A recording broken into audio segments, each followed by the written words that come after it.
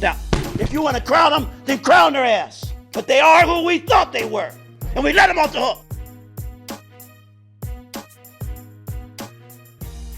Number 10, Jerry Burns goes off.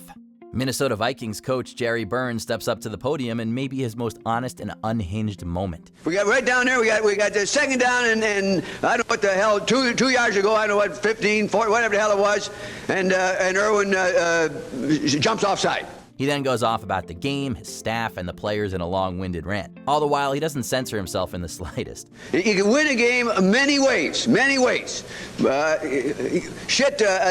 I was happy when they kicked the goddamn ball to him. Burns makes healthy use of some four-letter words and runs wild on the microphone without missing a beat. At one point, a reporter even asks him about the real outcome of the game considering the larger-than-life reactions. The guy feel like shit afterwards. What? Number 9. James Harden loses his patience. During his tenure with the Houston Rockets, one game against the Portland Trail Blazers in 2014 saw him struggle tremendously. The moment came after James Harden and his team went down 2 games against their opponents in a key series. Following some direct questions, the shooting guard reveals his true feelings after the relatively normal interview ends. We got to get our own swag back. How do you do that in a few days?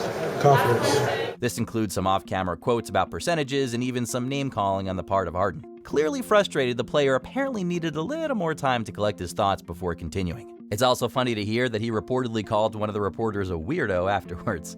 Number 8. Terrell Owens cries. It's really unfair. It's really unfair.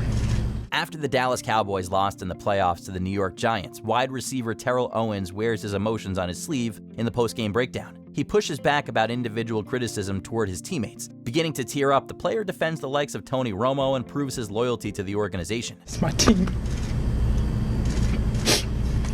It's my quarterback. And if you guys do that, man, it's unfair. The sunglasses are hiding part of his reaction, but he's definitely an open book in this appearance. Some saw Owens as commendable, while others deemed it as overly dramatic. But if one thing's for certain, it's that Owens clearly loves the game and his fellow Cowboys. We lost as a team, man.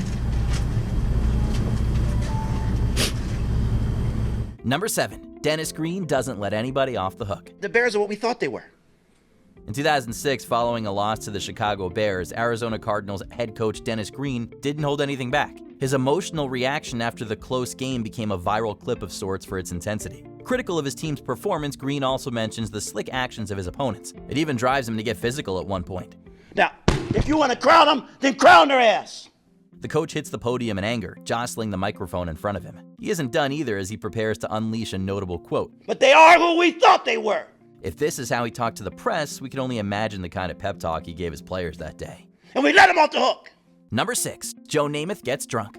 Joe Namath was a star player on the New York Jets, becoming a legend for the franchise and earning a place in the Pro Football Hall of Fame. I believe everything that anyone else has watched Chad play impresses me. The same thing impresses them. No stranger to interviews, this exchange from 2003 should have been an easy chance for him to offer up his perspective on the sport. And if the Jets can support him, they will win the championship. It quickly turns south, though, as the star appears to be a little tipsy. This leads to some slurred answers from Namath, after which he even makes some advances on the interviewer. I couldn't care less about the team struggling. What we know is we can improve. It's one of the more awkward appearances of its kind, ranking among the most embarrassing moments of the quarterback's public life. All right, thank you, Susie. Joe's just a happy guy. Isn't he? Number 5. Naomi Osaka breaks down. After winning multiple Grand Slams, Naomi Osaka became one of the most talked about tennis players in the world. With success also came increased scrutiny by the media. I can't really help that there are some things that I tweet or some things that I say that kind of create a lot of news articles or things like that. And I know that it's because I've won a couple Grand Slams and I've gotten to do a lot of press conferences that these things happen. During this press conference, the athlete teared up following a question about her career. It's uncertain whether or not this was the official reason she was brought to tears, but it was clear that she was struggling on this particular day. Okay, I think we're just going to take a quick break. We'll be back in one moment.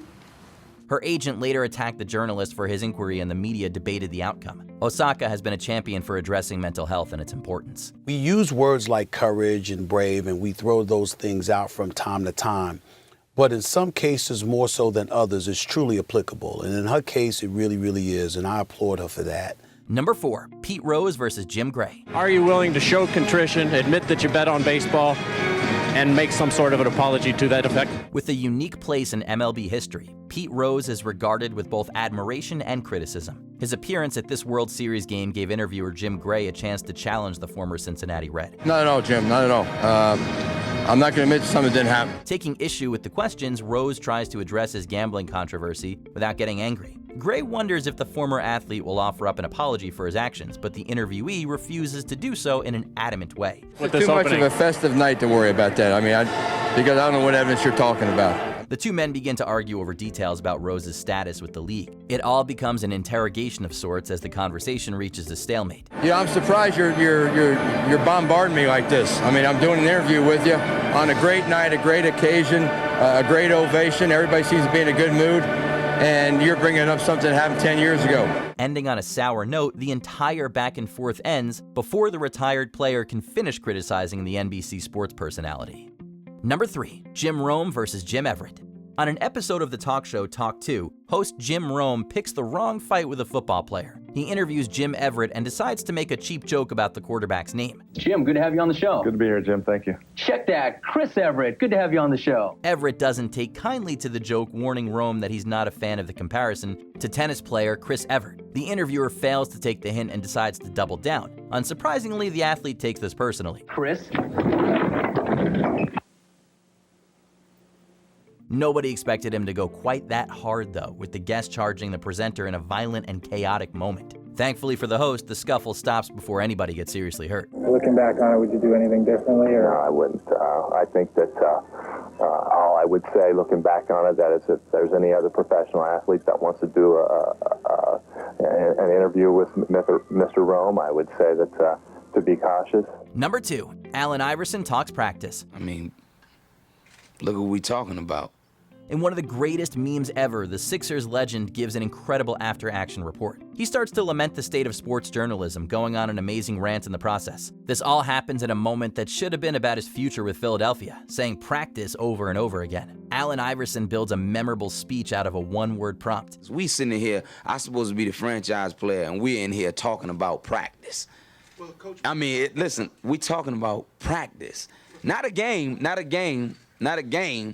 We talking about practice.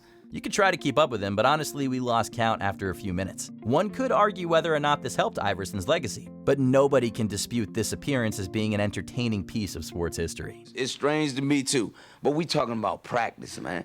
We're not even talking about the game, the actual game, when it matters. We talking about practice. Before we unveil our number 1 pick, here are a few honorable, or shall we say dishonorable mentions. Dan Boyle. This defenseman had it out for one reporter. Nobody respects you. Just so you know. At least I'm leaving here with the respect of my teammates. Instead of somebody like you that tries to bury somebody. That's all you do. John Tortorella. It was Brooksy's moment to shine. You know, Redden sticks up for his teammates the other night, and you come out with some sarcastic article. It was funny. It was funny? Yeah. Well, you know what? You were probably beat up in the bus stop most of the time. I think so, huh? Mike Tyson. He's never been the easiest to interview. So whatever happens, happens. Mike, why do you have to talk like that? Well, I'm talking to you the way I want to talk to you. Do you have a problem? Turn off your station. You know what? I think we'll end the discussion right now. Then we could. You got it. Have a nice fight, Mike. Off. Jim Mora. Playoffs? Playoffs? Don't talk about it. Playoffs? You kidding me? Playoffs? Derek Anderson. Okay. Nothing was funny. I don't go out there and laugh. It's not funny. It's not fun. Nothing's funny to me. I don't want to go out there and get embarrassed on Monday Night Football in front of everybody. That's why I'm asking you what. I'm telling you right now, we're talking. Deuce and I are talking. What was the context in I'm which? done. Sorry. I'm not dealing with him. Sorry. Before we continue, be sure to subscribe to our channel and ring the bell to get notified about our latest videos. You have the option to be notified for occasional videos or all of them. If you're on your phone, make sure you go into your settings and switch on notifications. Number 1, Mayweather versus Merchant.